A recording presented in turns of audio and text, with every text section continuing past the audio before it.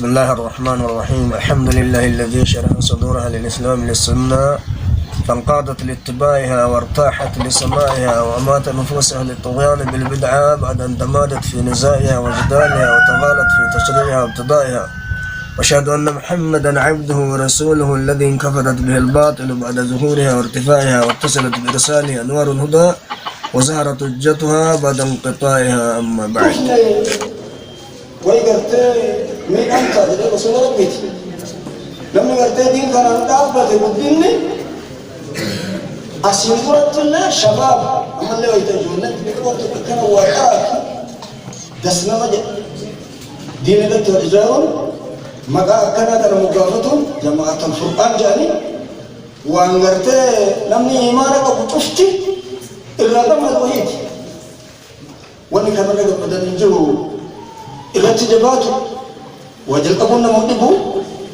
وجل قبولنا مدبورا دواما نمدب دواما نمدب وفي الذين كان براتو أكيد جدقافتك وأدير تماس واني عبد الرزاق جاني سمعت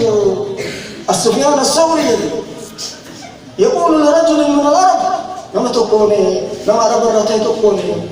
سفيان الثوري كواجدون كغير ما جران اطلبوا العلم علمي بربادا فإني أخشى أن السدادة علمي نسمبرا اسم مرة عربا كنبرا هاته فتنزل عند غيركم نمسمبرا نمسمتيبرا كبتيدا سدادة علمي بربادا جد بلد أقول لهم مرتي ويتقدم كني الموت يوادب بطني واني مرتنون مرة طلت تلبوا العلم فإنه شرف الدنيا والآخرة علمي كبجا دنيا تفاكرة مروان اللي وان تجل سافي يا بني يا بني يا إلمانتي تعلموا العلم علمي بركة فإن كنتم أغنياء يوهي تغرتي بكر ما تندرويتا كان لكم كمالا علمي نسنين مرتبطة